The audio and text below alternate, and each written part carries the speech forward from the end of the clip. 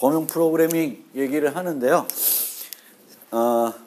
오늘은 범용 프로그래밍 관련해서 그 템플릿 기능에 대해서 좀 중점적으로 중요한 부분만 좀 말씀드릴게요. 아주 세세한 부분들은 조금 생략하고 아주 꼭 최소한 알아야 될 그런 부분에 대해서만 좀 설명을 드리려고 합니다. 그래서 그 범용 프로그래밍에 대해서는 우리가 학기 시작부터 여러 번 말씀을 드렸습니다. 그래서 우리가 자바에서 범용 프로그래밍과 관련해서, 그러니까 그거 전에, 그러니까 범용 프로그래밍이라는 것은 어떤 타입, 클래스를 만들 수도 있고요. 범용 타입으로. 또는 어떤 범용 함수를 만들 수 있습니다. 그러면 그런 범용 클래스나 범용 함수에 세상에 존재하는 모든 타입을 다 처리하겠다라는 것이 원래 범용 프로그래밍의 목적은 아닙니다. 즉 범용 프로그램이라는 것은 3개면 3개, 5개면 5개 어떤 제한적인 애들을만 처리하고 그렇지 않은 애들, 어떤 조건이 만족되지 않는 애들은 처리할 수 없도록 하는 것이 범용 프로그래밍의 중요한 요소가 됩니다. 그러니까 범용 프로그램을 해서 모든 프로그램을 한 코드에서 다 처리하겠다는 것이 절대 목적이 아니라는 겁니다. 그런 마인드를 갖고 우리가 이제 자바에서 범용 프로그래밍을 이해할 때 2가지 개념 잘 염두에 두셔야 되는데, 하나가 오브젝트 클래스입니다. 그래서 자바에서는 그 모든 객체 타입들을 유지할 수 있는 리모컨이 있다고 그랬죠. 그게 오브젝트죠. 그래서 이 오브젝트를 통해서 자바에서는 범용 프로그래밍을 많이 해왔습니다.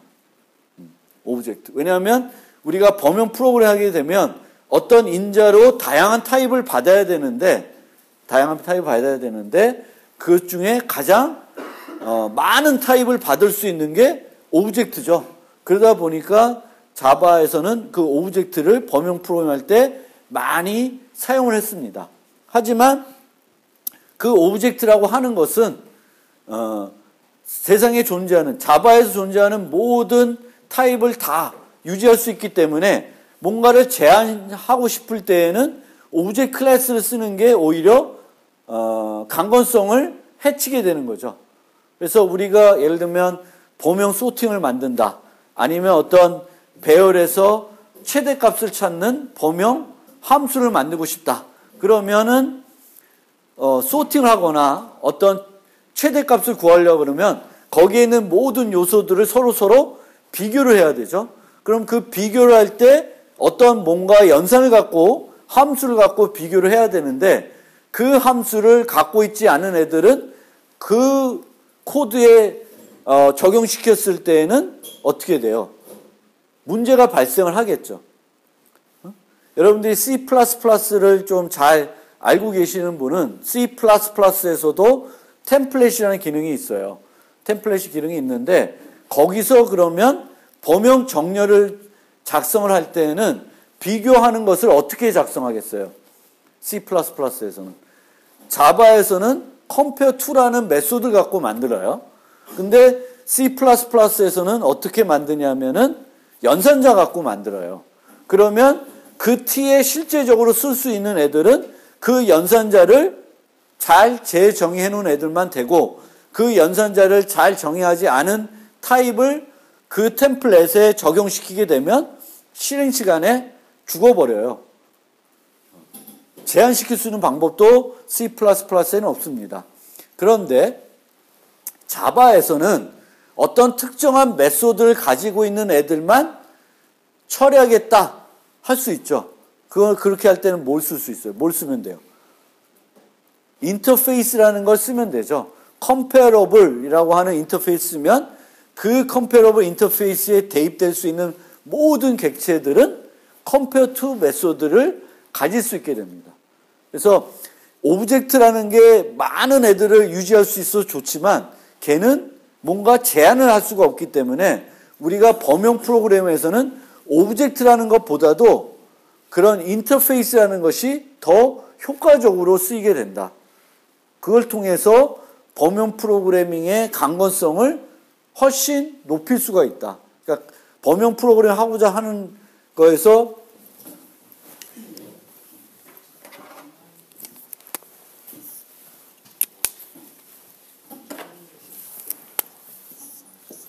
F 오브젝트 O 이런 함수가 있으면 여기에는 아무 애도 다 대입이 된다는 거예요. 그럼 얘가 좀 더 범용적인 메소드라고 생각할 수 있지만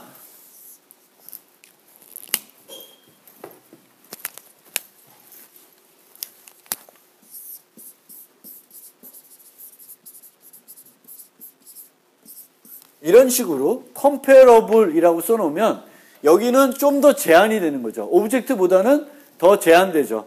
그렇지만 이 F는 이 F 안에서는 comparable 오브젝트이기 때문에 이 O를 가지고는 항상 compare to를 활용할 수 있다라는 장점이 있는 거죠.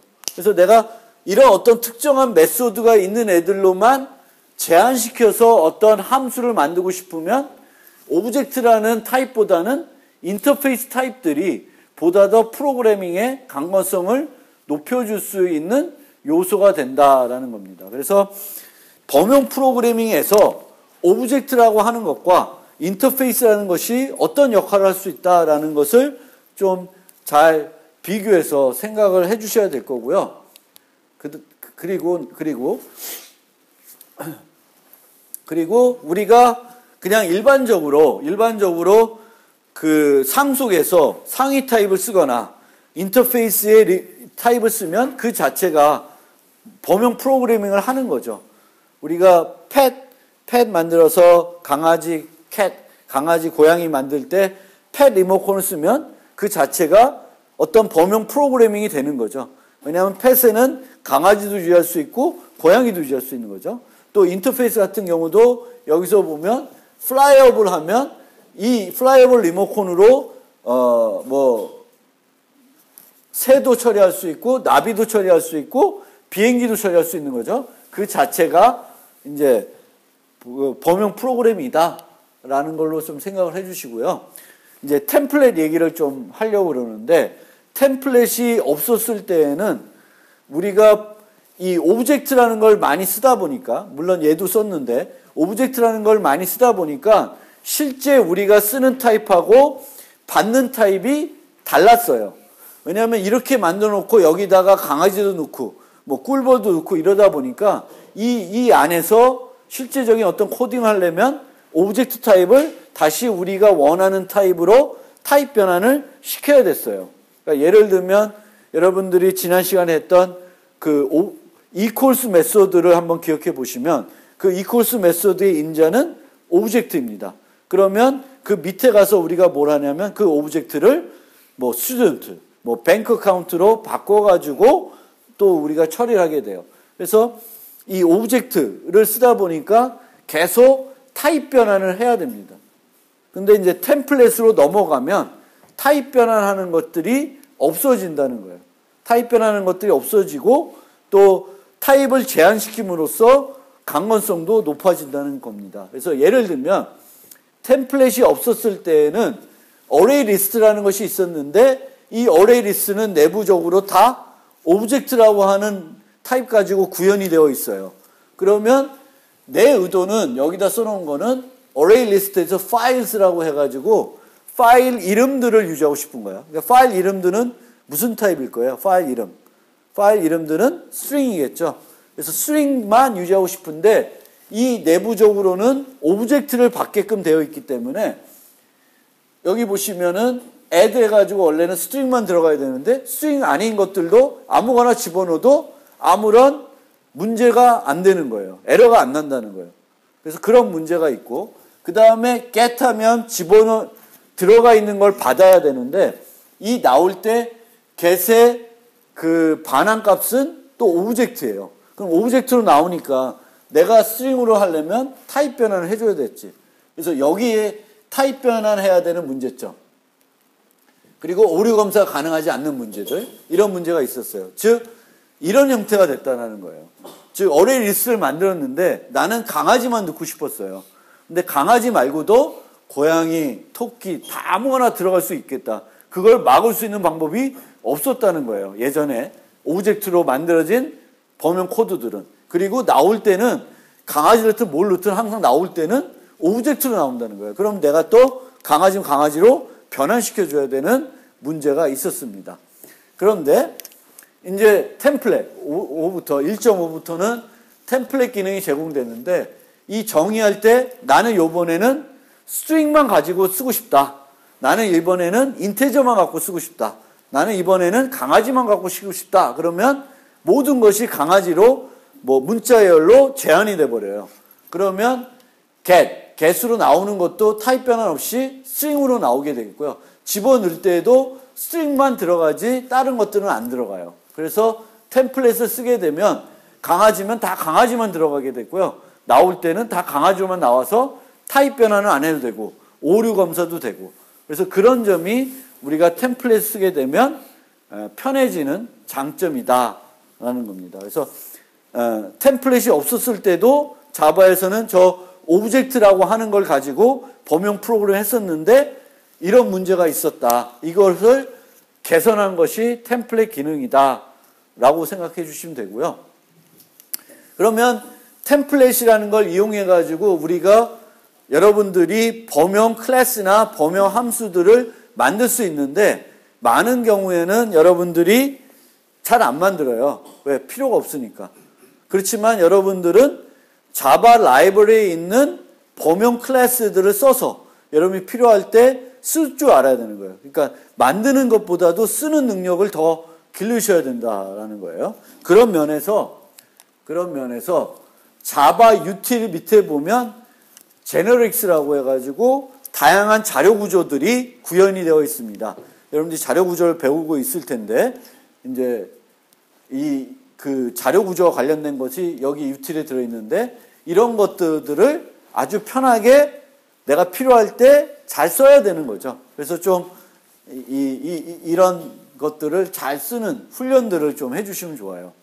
그래서 문제들을 혹시 방학 때 그 프로그램 경시대회나 기출문제들 이런 거 풀어볼 때 이런 유틸에 있는 이런 라이브러리에 있는 이런 것들을 스택, 큐들을 많이 활용해 보시면 좋겠다. 그래서 스택이 있고 큐가 있는데 큐는 종류가 여러 개가 또 내부적으로 있어요. 그래서 가장 많이 쓰는 게 array DQ입니다. array DQ는 큐는 뒤로 넣고 앞으로 빼는 거죠. 그게 큐예요. 그래서 이건 일반적인 array DQ는 뒤로 넣고 앞으로 빼는 그런 큐인데요. 우리가 큐에는 또 priority 큐라는 것이 있을 수 있습니다. 그거는 넣는 순서가 어떤 기준이 되는 것이 아니라 들어가 있는 애들의 우선순위에 따라서 맨 늦게 들어왔는데 걔가 우선순위가 높으면 맨 앞에 갈 수가 있는 거죠. 그래서 그런 priority 큐를 쓸 수가 있고요. priority 큐를 쓸 때 기본적으로 쓰면 이 인테저가 갖고 있는 또 이때에도 어떤 함수를 이용해서 우선순위를 결정하냐면 compare to를 써서 결정하게 됩니다. compare to. 근데 내가 이 인테저에 정의되어 있는 compare to가 아니라 다른 것을 쓰고 싶다. 그러면 내가 쓰고 싶은 이런 그 비교자를 만들어서 이 생성할 때 이렇게 넣어주시면 내가 사용하고 싶은 비교자를 가지고 우선순위를 바꿔서 우선순위 큐를 만들 수도 있습니다.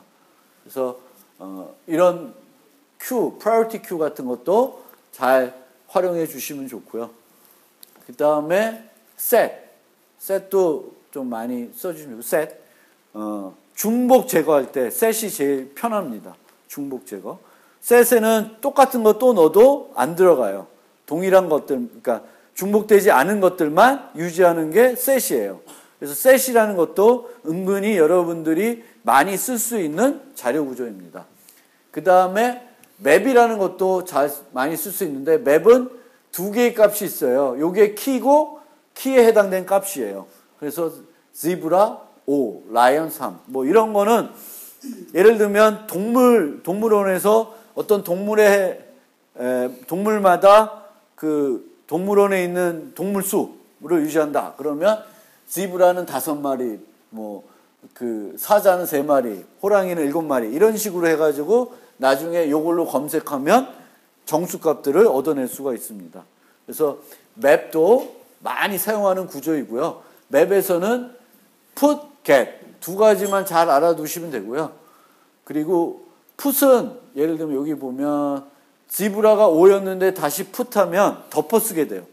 이미 키가 있으면 덮어씁니다. 그래서 지브라를 5로 했는데 지브라를 8로 하면 5가 없어지고 5 대신에 8로 바뀌게 되고요. 여기 보면 라이언을 제거했잖아요. 리플레이스는 있을 때만 쓸 수 있어요. 그러니까 라이언이 제거됐으니까 요 명령은 수행이 안 된다고 생각하시면 돼요. 키가 존재하지 않아서 반영이 안 되는 겁니다. 그래서 맵이라는 거고요. 그리고 이런 제너릭들을 통틀어 가지고 컬렉션스라고 하는 또 자료 구조가 있고요. 이 컬렉션스에는 또 max, min, reverse, rotate, shuffle, short 이런 메소드들이 있어요. 그래서 이런 메소드를 이용하면 되게 편하게 자료들을 처리할 수 있습니다. 이런 리스트에서 max 값, min 값 또는 sort 하는 거, reverse 하는 거. reverse 하는 거는 바꾸는 거예요. 거꾸로 뒤집는 거, 뭐 sort 하는 거, rotate 시키는 거, shuffle 하는 거 다 구현이 되어 있기 때문에 여러분들이 그 라이브러리에 있는 함수들을 특히 이 유틸에 있는 것들은 많이 쓰기 때문에 여러분들이 잘 알아두시면 여러분들이 이런 거가 있다는 걸 모르면 어떻게 하겠어요? 다 여러분들이 직접 짜겠지. 직접 못 짜는 건 아닌데 만약 이런 걸 알면 여러분들이 짠 거에 대한 금방 이런 거 이용하면 금방 짤 수도 있고 더 강건하게 만들 수도 있고요. 더 효율적으로 만들 수도 있습니다. 그래서 여러분들이 이런 그 기능들을 좀 잘 익혀두시면 좋겠습니다.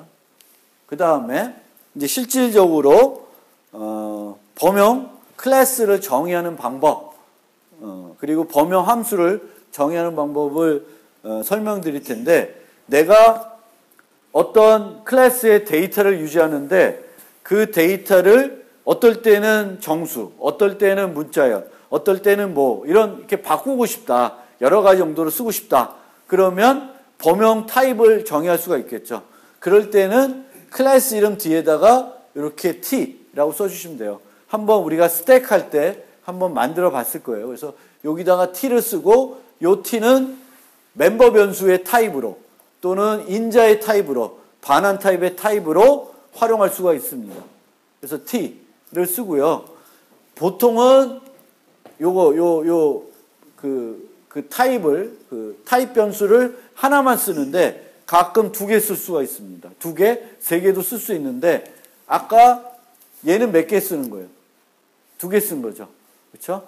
키 값에 대한 범용 그리고 리턴 값에 대한 범용. 그래서 tu 해가지고 내부적으로 구현이 되어 있는 거예요. 그래서 이렇게 두 개를 할 수도 있다.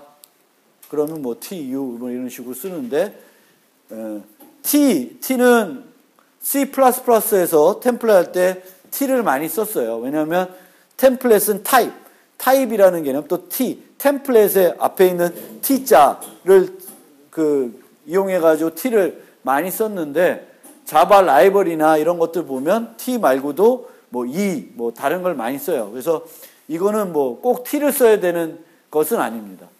여러분들이 마음에 드는 걸 쓰면 되는데 관례적으로는 t를 제일 많이 쓴다라고 생각해 주시면 될 것 같습니다. 그래서 이렇게 만들면 되고 쓰고 싶을 때는 이제 쓸 때 요 t 대신에 내가 요번에 쓰고 싶은 것을 써주면 돼요. 예를 들면 이런 함수를 만드는데 내가 반환한 값을 페어를 받고 싶다. 두 개 값을 받고 싶다. 그래서 스트링 두 개를 받고 싶다. 그러면 이렇게 쓰시면 돼요. 페어 스트링.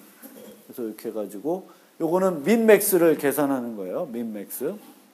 그래서 이렇게 쓰시면 돼요. 그리고 어떤 범용 클래스들을 만들 때 여기를 이제 써주셔야 되는데 뒤에 것은 보통 생략할 수 있다. 왜냐면 요거랑 똑같거든요. 번거로워서 생략을 많이 하는데 아예 빼면 그거는 다른 의미예요. 아예 빼면 템플릿을 제공하지 않았던 옛날 버전이 돼버려요. 무슨 얘기인지 알겠어요? 그래서 어레이 리스트랑 하는 거랑 얘가 없는 거랑은 전혀 다른 거다. 그래서 꼭 앞에 템플릿 기능을 쓰면 이렇게 쓰던가 아니면 생략하거나 둘 중 하나지 이 자체를 빼버리면 전혀 다른 의미가 돼버립니다.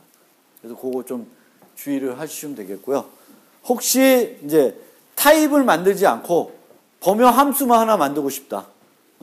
새로운 클래스를 만드는 게 아니라 함수만 범용 소팅을 만들든 뭐를 하나 만들고 싶다 그러면 이렇게 만들면 됩니다. 그래서 함수를 만들 때 여기서부터가 함수 반환 타입에서 함수 정의죠. 그렇죠? 요 앞에 게 함수 수식어죠. 그러면 요 t를 우리가 이 범용 클래스를 만들 때는 클래스 이름 뒤에다 썼잖아. 근데 범용 함수를 만들 때에는 범용 반환 타입에 여기다 쓸 수 있으니까 얘보다는 앞에 나와야 해석하기가 좋겠죠. 그래서 수식어 다음에 반환 타입 앞에다가 요 기호를 넣어주는 거예요. 꺽쇠하고 t. 그러니까 요 위치에 들어간다. 그래서 요 t를 반환 타입, 인자, 그리고 내부적인 지역 변수에 t를 대신 쓸 수가 있고요.